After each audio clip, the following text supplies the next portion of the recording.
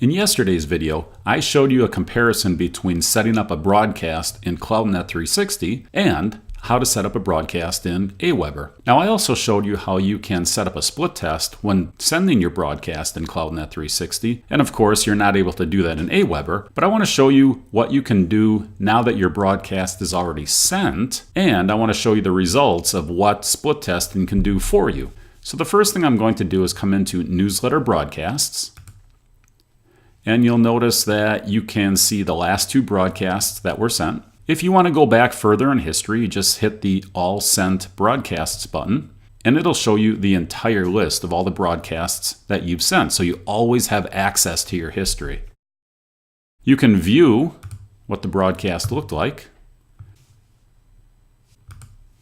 And if you click the Report button, now you get to see who you sent it to, who the target was, what your spam score was, how many were bounced, how many were opened, how many were not opened.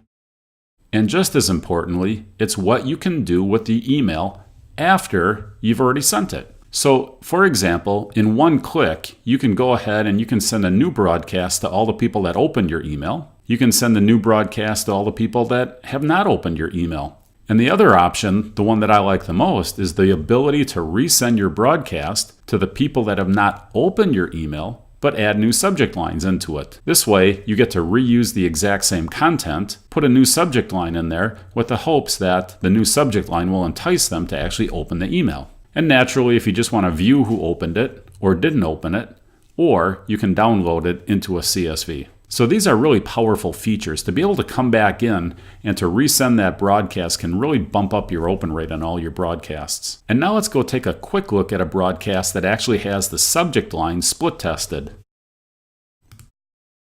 So this is an actual broadcast, and you can see that I used 3 different subject lines and a couple interesting things in here.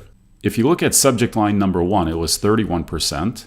Subject line number 2 was 37%, and subject line number 3 was 32%. The thing I find interesting is that there is actually typos in here. So it didn't even have the correct words in there. But it appears that the positive words, improvements and updates, didn't score as highly as changes. And changes is one of those things that people really don't like. They don't like changes. They don't like problems. So these are words that can often trigger a high response rate because people are a little bit worried about what are the changes, what are the problems, what are the issues. So these are the things that you start to learn when you're split testing all of your subject lines. You notice how I have new video, new video, new video at the start of every subject line. And the reason we have new video at the start of the subject line is because of split testing, we found that we get the highest open rates when people see the word new video. Now, naturally, this is only going to be applicable to our audience,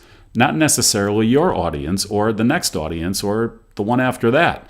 And this is the value of you split testing. You have to do the split tests because you have to take your product line to your customer base and discover what it is that they want to hear from you. Now, in comparison, let's go into Aweber, because in some ways they have a nice system and there are some things that I like about it.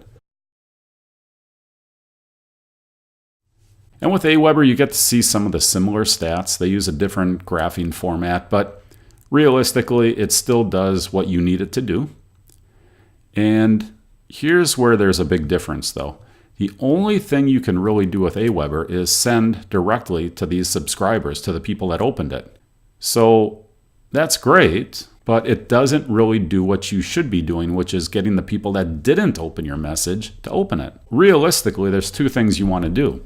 One, you want to send a follow-up message to the people interested in your product or service. So those would be the opens. But you still need to go back and you need to get in contact with the people that didn't open your email. Because the reality is, people don't open your emails every single time. That doesn't mean they don't want to hear from you. It just means that that email got pushed down, or maybe they didn't get to it, or maybe they're on vacation, or who knows what has happened or why they didn't open it.